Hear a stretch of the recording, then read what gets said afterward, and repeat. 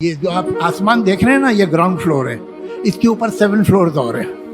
7 floor پہ جو pant house ہے اس میں گاڈ رہتا ہے۔ تو اگر تمہاری مرضی کے بنا پتہ نہیں ہے، انسان چاند پر پہنچ گیا لیکن اپنے اندر کے چاند کو نہیں سمجھ سکا۔ وہ راکٹ بن گئے، مشینیں بن گئیں، انٹرنیٹ بھی بن گیا، مگر انسان کا ضمیر، اس کی روح اور اس کا دل آج بھی سوالوں کے گھیرے میں ہے۔ اور انہی سوالوں کے بیچ میں ایک آواز جس کا نام ہے جاوید اختر، بہت بڑے پوئٹ ہیں یہ، انہیں کون نہیں جانتا اس وقت۔ ان کا سیدھا سیدھا کہنا ہے کہ میں خدا کو نہیں مانتا، مجھے اللہ، گاڈ اور ایشور پر کوئی یقین نہیں ہے۔ تو اگر تمہاری مرضی کے بنا پتہ نہیں ہے تو پھر یہ جو دنیا میں اتنا انیائے ہے، دنیا میں اتنی بھوک ہے، اتنی بیماری ہے، اتنی مجبوری ہے، اتنے بلاکار ہیں، اتنے ہتیائیں ہیں، یہ اس کے سامنے ہو رہے ہیں۔ یہ چاہے تو روک سکتا ہے لیکن یہ ہونے دیتا ہے، اور یہ مجھ سے پوچھے گا، اس کی مجال ہوگی کہ مجھ سے پوچھے گا کہ تم نے کیا کیا دنیا میں۔ میں پوچھوں گا اگر یہ نکلا کہ بھائی تم نے کیا کیا تھا۔ مگر سوال یہ اٹھتا ہے کہ جاوید اختر صاحب نے واقعی کائنات کے راز کو سمجھ لیا ہے؟ کیا وہ جان گئے ہیں کہ انسان کا اصل مقصد کیا ہے؟ اور سب سے بڑا سوال، اگر خدا ہے ہی نہیں تو انسان کے وجود کا کیا مطلب ہے؟ اور یہ ڈاکیومنٹری صرف جاوید اختر صاحب کو جواب نہیں ہے، بلکہ ان سب کو جواب ہے جو کہتے ہیں خدا کا کوئی وجود نہیں ہے۔ آج ہم قرآن، سائنس، فلسفی اور انسان کی روح کے ذریعے ثبوت دیں گے کہ خدا ہے، تھا اور رہے گا۔ لیکن جب بات آتی ہے خدا کے وجود کی تو ان کا جواب صرف ایک ہوتا ہے، I don't believe in God، میں خدا کو نہیں مانتا۔ اب سب سے بڑا سوال یہاں پر یہ ہے کہ اکیلے جاوید صاحب ہی نہیں بلکہ بہت سے لوگوں کا یہ کہنا ہے میرے پاس کوئی ثبوت نہیں ہے کہ اللہ، خدا اور ایشور واقعی میں ہی ایگزسٹ کرتے ہیں۔ جو نظر آئے وہ مانوں گا، جو نہ نظر آئے وہ صرف ایک مت ہے۔ یہ الفاظ صرف جاوید اختر صاحب کے نہیں بلکہ ان سب لوگوں کے ہیں جو اپنی عقل کو خدا کا بدل سمجھتے ہیں۔ ایتھیزم یعنی خدا کا انکار، یہ سوچ کہتی ہے انسان کا خالق انسان خود ہے، کائنات اتفاق سے بنی، نہ کوئی مقصد ہے نہ کوئی حساب۔ لیکن سوال اٹھتا ہے اگر سب کچھ اتفاق ہے تو پھر انسان کے اندر ضمیر کہاں سے آیا؟ روح کی پکار کہاں سے آئی؟ ماں کی ممتا، ایک نئی پیدائش کی روح اور انسان کے جذبات، یہ سب کون سے لیبورٹری میں بنائے گئے؟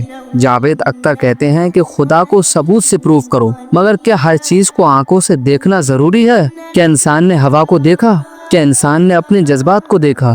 نہیں، لیکن محسوس کیا۔ اور ویسے ہی خدا بھی ہے جو نظر نہیں آتا مگر ہر پل محسوس ہوتا ہے۔ اور سب سے بڑی بات، جب آپ کسی ایتھیسٹ سے بات کرتے ہیں اسلام کے بارے میں تو وہ اس کی کبھی نہیں مانے گا، بلکہ آپ اسے یہ پروف کرائیں کہ خدا ایگزسٹ ہے۔ اور جب وہ ایک بار یہ ماننے پر تیار ہو گیا کہ خدا ایگزسٹ ہے تو اسے خدا کی بھی ماننی پڑے گی۔ ایتھیزم کی سوچ ہے جو دکھنے میں عقل پرستی لگتی ہے مگر اصل میں یہ سوچ اپنے آپ میں ادھوری ہے، کیونکہ یہ انسان کا سب سے گہرا سوال کا جواب نہیں دے سکتی۔ میں کون ہوں؟ میں کہاں سے آیا ہوں؟ اور مجھے کہاں جانا ہے؟ یہ سوال یہ لوگ کبھی نہیں دیکھ سکتے۔ تو چلیے ان لوگوں کا یہ جواب کہ خدا کا ثبوت لاؤ، تو اپنی اس ویڈیو میں ہم خدا کے موجود ہونے کی دلیل دیتے ہیں۔ سب سے پہلی دلیل ہے کہ کائنات کی ترکیب۔ دیکھو اس آسمان کو سورج اپنی روشنی برساتا ہے، چاند اپنی روشنی سے رات کو روشن کرتا ہے، زمین اپنے نظام کے ساتھ گھومتی ہے، ہر چیز ایک پرفیکٹ بیلنس میں ہے۔ اور اسی کو قرآن مقدس سورہ یاسین آیت نمبر 40 میں کہتا ہے کہ نہ سورج کے لیے ممکن ہے کہ چاند کو پکڑے اور نہ رات دن پر سبقت کر سکتی ہے، ہر ایک اپنے فلک میں گھوم رہے ہیں۔ یہ نظام کس کا ہے؟ کیا یہ سب کچھ بس اتفاق سے ہو گیا؟ اگر آپ کے گھر کا ایک چھوٹا سا فین بھی خراب ہو جائے تو آپ کہتے ہو کہ کوئی انجینئر بلاؤ، مگر پوری کائنات کی تخلیق رکھنے والا، پوری کائنات کو پیدا کرنے والا ایک عظیم انجینئر کا انکار کر دینا، کیا یہ عقل مندی ہے؟ دوسری دلیل ہے سبب یعنی کاز۔ دنیا میں ہر چیز کا ایک سبب ہے، یعنی مقصد ہے، پرپس ہے۔ آپ کے کپڑے کا ٹیلر ہے، آپ کی کتاب کا رائٹر ہے، آپ کی فلم کا ایک ڈائریکٹر ہے، تو پھر اس پوری کائنات کا سبب کون؟ عقل خود کہتی ہے ایک اول سبب ہونا ضروری ہے اور وہی اللہ ہے۔ تیسری دلیل ہے اخلاق یعنی موریلٹی۔ انسان کے دل میں صحیح اور غلط کا احساس کس نے رکھا؟ کوئی قانون، کوئی پولیس یا ضمیر یا انداز کی آواز کس نے بنائی؟ یہ وہی اللہ ہے جو ہر انسان کے اندر اپنی نشانی ڈال سکتا ہے۔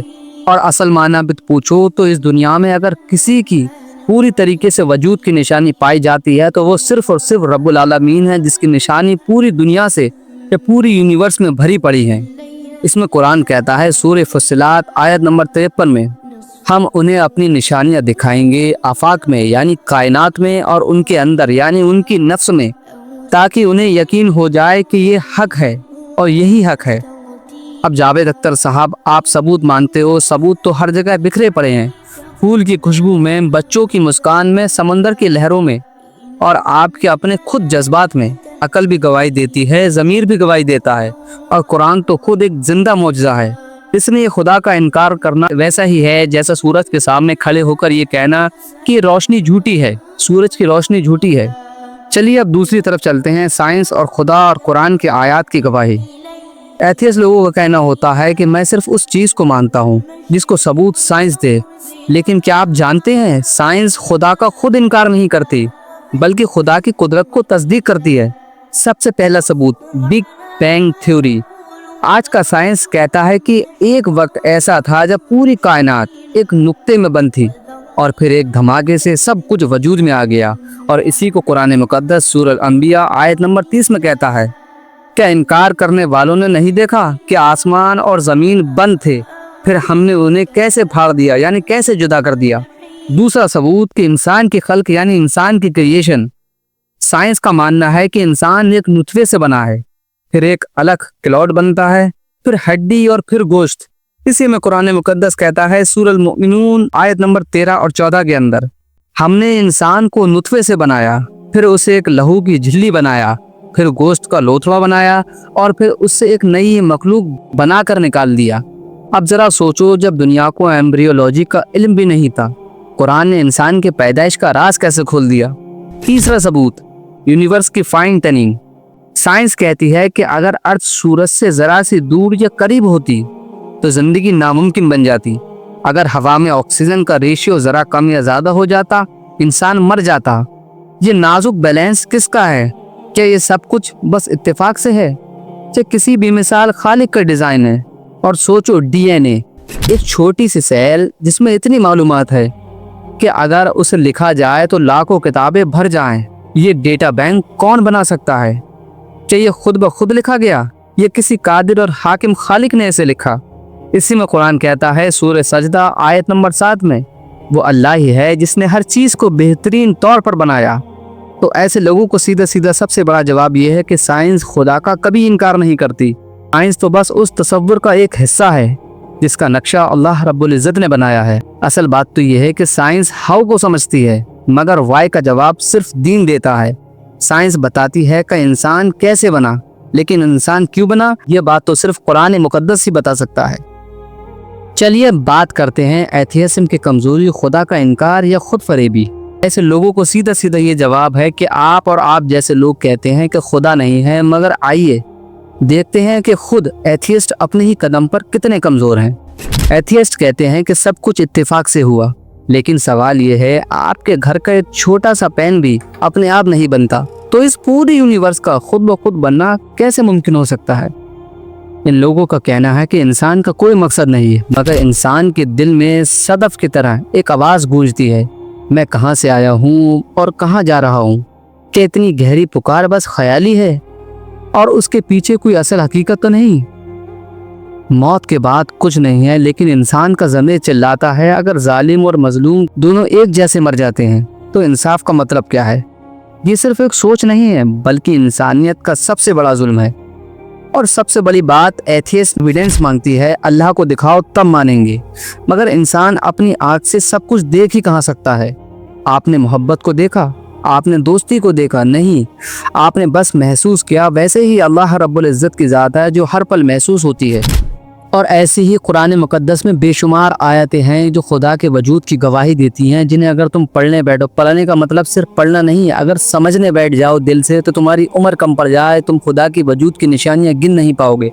और दोस्तों, सबसे बड़ी बात यह है कि दुनिया के हर दावे को वक्त ने झुठला दिया, मगर एक दावा ऐसा है जो पिछले 1400 साल से अपनी जगह पर कायम है। اور وہ دعویٰ ہے قرآن کریم کا دعویٰ، اور وہ دعویٰ ہے قرآن کریم کا دعویٰ۔ اللہ نے قرآن کریم کی سورہ البقرہ آیت نمبر 23 میں ارشاد فرمایا، اور اگر تمہیں شک ہے جو ہم نے اپنے بندے پر نازل کیا تو ایک آیت اس کے مثال کی لا کر دکھاؤ۔ اور یہ چیلنج صرف عربوں کے لیے نہیں تھا بلکہ ساری انسانیت کے لیے تھا، اور سوچو آج بھی موجود ہے۔ اب ایک سمپل سا سوال جو ایسے لوگوں کے منہ سے اکثر نکل جاتا ہے کہ تم جب گر کر یہ کہتے ہو کہ یا اللہ تیرا شکر ہے، تو تم بتاؤ تمہیں گرایا بھی تو خدا نہیں تھا، تو تمہیں خدا نے گرنے ہی کیوں دیا؟ تو اس کا سیدھا سیدھا جواب یہ ہے کہ جب انسان سلپ ہوتا ہے، پھر اٹھتا ہے، پھر مسکراتا ہے، بچپن میں بچہ گر کر ہی سیکھتا ہے۔ اور گرنا مطلب یہ نہیں، اور گرنا مطلب ہوتا ہے سیکھنا۔ گرنا مطلب ہے انسان کو اپنی کمزوری کا احساس کرانا اور خدا کی قدرت کا اظہار کرنا۔ بچہ بچپن میں جب گرتا ہے تو گر کر ہی سیکھتا ہے، اور اگر انسان کبھی نہ گرے اٹھنا کیسے سیکھے گا؟ اور اگر انسان کو کبھی درد نہ ملے تو اسے شفا کی قدر کیسے ہوگی؟ اور کبھی اندھیرا نہ ہو تو روشنی کی پہچان کیسی ہوگی؟ تو سیدھا سیدھا سوال کا جواب یہی ہے کہ جو لوگ بھی خدا کا ہونے کا انکار کرتے ہیں وہ اپنے چاروں اور گھوم کر دیکھیں، ہر چیز میں خدا کی نشانیاں ملے گی۔ اور دوستو، اگر آپ کو یہ ویڈیو ذرا سی بھی پسند آئی ہو اور ہم نے جس طریقے سے خدا کی وجود کی نشانیوں کو ایکسپلین کرنے کی کوشش کی ہے، اگر آپ کو وہ ذرا سی بھی اچھی لگی ہو تو اس ویڈیو کو ضرور شیئر کرنا اور چینل کو ضرور سبسکرائب کرنا۔